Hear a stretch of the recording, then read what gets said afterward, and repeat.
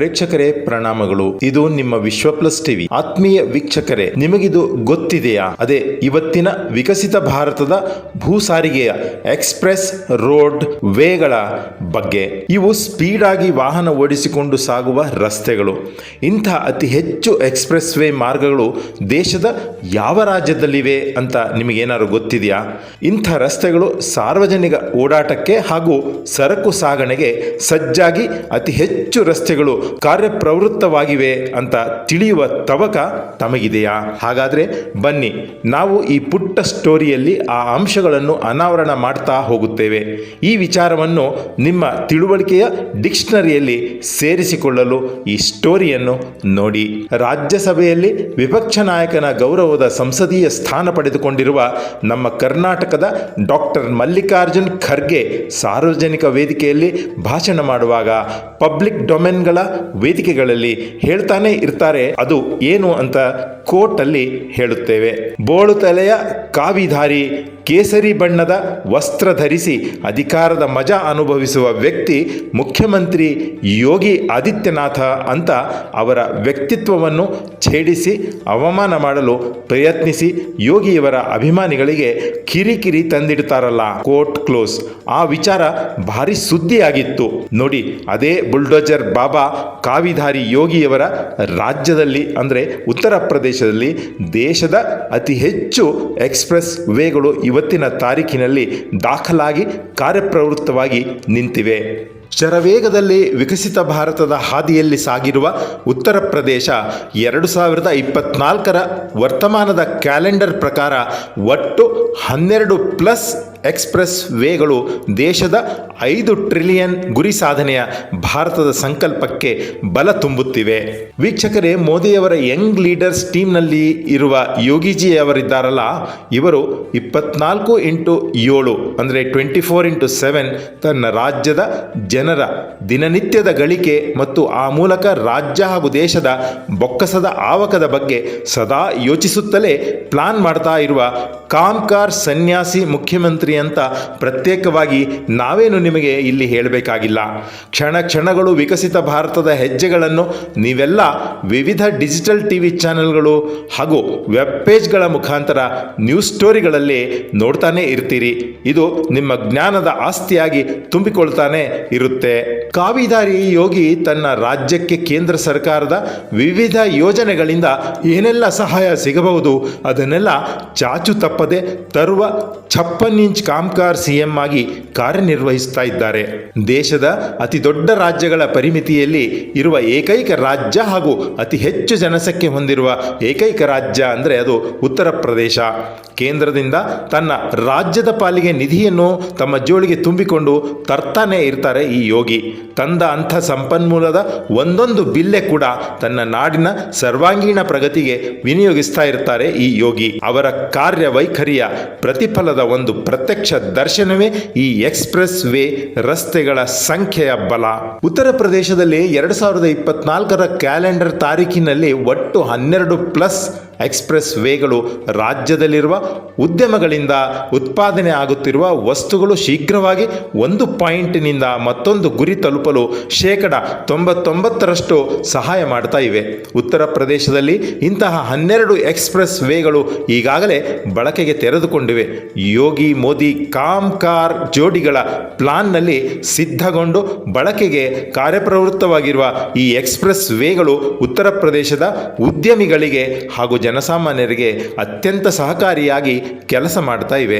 ಉತ್ತರ ಪ್ರದೇಶದ 12+ ಎಕ್ಸ್ಪ್ರೆಸ್ ವೇಗಳಿದ್ದಾವಲ್ಲ, ಇವು ಸುಮಾರು 269 ಕಿಲೋಮೀಟರ್ ವ್ಯಾಪ್ತಿಯಲ್ಲಿ ತನ್ನ ಸೇವೆಯನ್ನು ಹರಡಿಕೊಂಡು ನಿಂತಿವೆ. ಇದರಲ್ಲಿ 32 ಕಿಲೋಮೀಟರ್ ಉದ್ದಕ್ಕೂ ಎಕ್ಸ್ಪ್ರೆಸ್ ವೇ ರಸ್ತೆಗಳ ಇಕ್ಕೆಲೆಗಳಲ್ಲಿ ಸೋಲಾರ್ ಅಳವಡಿಕೆಯ ಪ್ರಯತ್ನವು ಉತ್ತರ ಪ್ರದೇಶದಲ್ಲಿ ಚಾಲ್ತಿಯಲ್ಲಿದೆ. ಭಲೆ ಮೋದಿ ಬಂಟ ಯೋಗಿಜಿ, ನೀವು ಅದೆಷ್ಟು ರಾಷ್ಟ್ರದ ಪ್ರಗತಿ ಪಥದಲ್ಲಿ ರೂಪದಲ್ಲಿ ನಿಮ್ಮ ಮೈಂಡ್ ಯೋಚಿಸುತ್ತಲೇ ಇರುತ್ತೀರಿ ಎಂಬುದನ್ನು ಬರೀ ಅಧಿಕಾರ ರಾಜಕಾರಣದ ರಾಜಕೀಯದ ಹಿಂಬಾಲಕರು ಬಾಯಲ್ಲಿ ಬೆರಳಿಟ್ಟು ಯೋಚಿಸುವಂತೆ ಆಶ್ಚರ್ಯವನ್ನು ಅವರಲ್ಲಿ ತಂದಿಡುತ್ತಿದ್ದೀರಿ. ನೋಡಿ ಪ್ರೇಕ್ಷಕರೇ, ದೇಶದ ಪ್ರಪ್ರಥಮ ಸೋಲಾರ್ ಎಕ್ಸ್ಪ್ರೆಸ್ ವೇ ಕೂಡ ನಿರ್ಮಾಣವಾಗುತ್ತಿದೆ ಈ ಉತ್ತರ ಪ್ರದೇಶದ ರಾಜ್ಯದಲ್ಲಿ. 269 ಕಿಲೋಮೀಟರ್ ವ್ಯಾಪ್ತಿಯಲ್ಲಿಯ 12 ಎಕ್ಸ್ಪ್ರೆಸ್ ವೇ ನಿರ್ಮಾಣವಾಗಿದೆ. ಇವುಗಳಲ್ಲಿ 6 ಎಕ್ಸ್ಪ್ರೆಸ್ ವೇ ಈಗಾಗಲೇ ಬಳಕೆಗೆ ಚಾಲನೆ ಪಡೆದುಕೊಂಡಿವೆ ಅಂತ ಈಗಾಗಲೇ ನಾವು ತಿಳಿಸಿದ್ದೇವೆ. ಉಳಿದ 6 ಎಕ್ಸ್ಪ್ರೆಸ್ ವೇಗಳು ಶೀಘ್ರವಾಗಿ ಪೂರ್ಣಗೊಳ್ಳುವ ನಿರ್ಮಾಣ ಹಂತದಲ್ಲಿ ಚುರುಕಿನಿಂದ ಸಾಗಿವೆ. ಇಂಥ ರಸ್ತೆಗಳಲ್ಲಿ ಒಂದಾದ ಗಂಗಾ ಎಕ್ಸ್ಪ್ರೆಸ್ ವೇ ರಸ್ತೆಯನ್ನು 2025ರ ಕುಂಭಮೇಳಕ್ಕೂ ಮೊದಲೇ ಪೂರ್ಣಗೊಳಿಸಿ ಬಳಕೆಗೆ ತೆರವುಗೊಳಿಸಿಕೊಡಬೇಕು ಎನ್ನುವ ಯೋಚನೆ ಕಾರ್ಯಕ್ರಮ ಅಲ್ಲಿಯ ಸರ್ಕಾರದ್ದಾಗಿದೆ.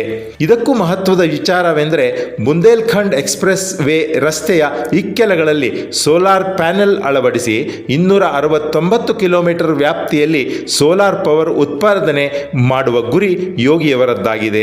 ಸೋಲಾರ್ ಪ್ಯಾನೆಲ್ಗಳಿಂದ ಉತ್ಪಾದನೆಯಾಗುವ ಆ ಕರೆಂಟು ಕೇವಲ ಎಕ್ಸ್ಪ್ರೆಸ್ ವೇ ರಸ್ತೆಯ ಸುಗಮ ಸಂಚಾರಕ್ಕೆ ವಿದ್ಯುತ್ ದೀಪಗಳ ಬಳಕೆಗೆ ಮಾತ್ರ ಇರುವುದಿಲ್ಲ.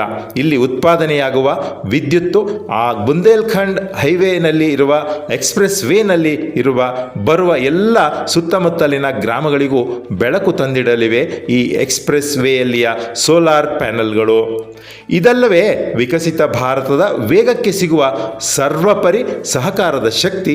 ವೀಕ್ಷಕರೇ, ನೀವೇ ಹೇಳಿ. ಹೀಗೆ ಅವಕಾಶ ಇರುವ ಸ್ಥಳಗಳನ್ನು ಸಮರ್ಥವಾಗಿ ಬಳಸಿ ವಿದ್ಯುತ್ ಉತ್ಪಾದನೆ ಮಾಡಿ ದೇಶದ ಪ್ರಗತಿಗೆ ಶಕ್ತಿ ತುಂಬುವ ಕೆಲಸ ಮಾಡುತ್ತಿರುವ ಯೋಗಿ ಆದಿತ್ಯನಾಥ್ ಇವತ್ತೇನಾದರೂ ಶಹಬ್ಬಾಷ್ಗಿರಿ ಪಡೆಯುತ್ತಿದ್ದರೆ ಇದರಲ್ಲಿ ಉತ್ತರ ಪ್ರದೇಶದ ಮತದಾರರ ಯೋಗದಾನ ಜಾಸ್ತಿ ಇದೆ. ವಿಕಸಿತ ಭಾರತದ ಕಲ್ಪನೆಯಲ್ಲಿರುವ 5 ಟ್ರಿಲಿಯನ್ ಆರ್ಥಿಕ ಬಲ ಪ್ರಾಪ್ತಿ ಮತ್ತು ಜಗತ್ತಿನ ಆರ್ಥಿಕ ಬಲವಿರುವ 3ರಲ್ಲಿ 1 ರಾಷ್ಟ್ರವಾಗಿ ಭಾರತ ಗಟ್ಟಿ ಸ್ಥಾನ ಪಡೆದುಕೊಳ್ಳಲು ತನ್ನ ರಾಜ್ಯ ಅದೆಷ್ಟು ಸಹಕಾರಿ ಎಂಬುದು ಮೋದಿ ಬಂಟ ಯೋಗಿಯ ಪ್ರಗತಿ ಪಥದ ಆಡಳಿತ ನಡುಗೆಯ ಒಂದು ದರ್ಶನ ಇದಾಗಿದೆ. ಇಂಥ ಹಲವು ಯೋಜನೆಗಳು ಅಯೋಧ್ಯೆ, ರಾಮಲಲ್ಲಾ ಮಂದಿರ ಹಾಗೂ ಕಾಶಿ ವಿಶ್ವನಾಥ ಧಾಮಗಳಿರುವ ಉತ್ತರ ಪ್ರದೇಶದಲ್ಲಿ ಶರವೇಗದಲ್ಲಿ ಕಾರ್ಯಗತವಾಗ್ತಾ ಇವೆ. ನೀವೇ ಒಮ್ಮೆ ಬಿಚ್ಚು ಮನಸ್ಸಿನಿಂದ ಹಾಗೂ ಪ್ರಗತಿಯ ಆಶಾವಾದಿ ಭಾರತೀಯನಾಗಿ ಯೋಚಿಸಿ ನೋಡಿ, ಎಕ್ಸ್ಪ್ರೆಸ್ ವೇ ಮಾರ್ಗಗಳು ಯಾಕೆ ಯುಪಿಗಷ್ಟೇ ಅತಿ ಹೆಚ್ಚು ಒದಗಿ ಬರುತ್ತಿವೆ ಅಂತ. ಇದಕ್ಕೆ ಕಾರಣ ಇಷ್ಟೇ, ಚುನಾವಣಾ ರಾಜಕಾರಣ ಬೇರೆ, ಅಧಿಕಾರ ರಾಜಕೀಯ ಮಾಡುವುದು ಬೇರೆ ಎಂಬುದನ್ನೇ ಅರ್ಥ ಮಾಡಿಕೊಳ್ಳಬೇಕಾದ ವಿಚಾರವಿದೆ.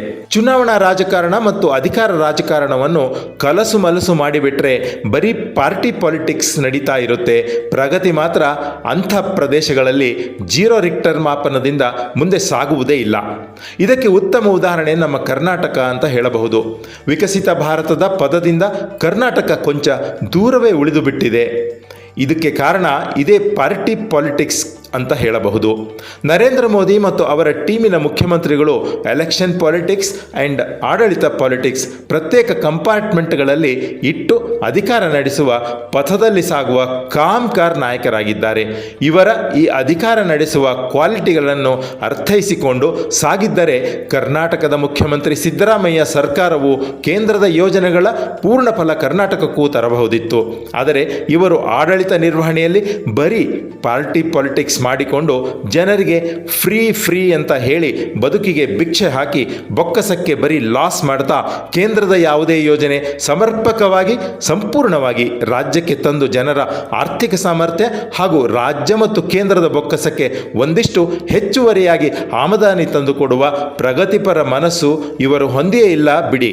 ಎಲೆಕ್ಷನ್ ನಂತರ ಪಾರ್ಟಿ ಪಾಲಿಟಿಕ್ಸ್ಗೆ ವಿರಾಮ ಹೇಳಿ ಜನಪರ ಆಡಳಿತ ಕ್ರಮಕ್ಕೆ ಮನಸ್ಸು ಮಾಡಿದ್ದರೆ ವಿಶಾಲ ಮನಸ್ಸಿನ ಕಾಮ್ಕಾರ್ ಮೋದಿಯವರ ಕೇಂದ್ರದ ಬೊಕ್ಕಸದಿಂದ ನಾನಾ ಯೋಜನೆಗಳ ಹೆಸರಿನಲ್ಲಿ ಹಣವನ್ನು ರಾಶಿಯಾಗಿ ತಂದು ರಾಜ್ಯದ ಜನರಿಗೆ ಸಮೃದ್ಧಿಯ ಬದುಕು ಬಾಳಿಸಲು ಬಹಳ ದೊಡ್ಡ ಅವಕಾಶವಿತ್ತು ಸಿದ್ದರಾಮಯ್ಯ ಸಾಹೇಬರಿಗೆ.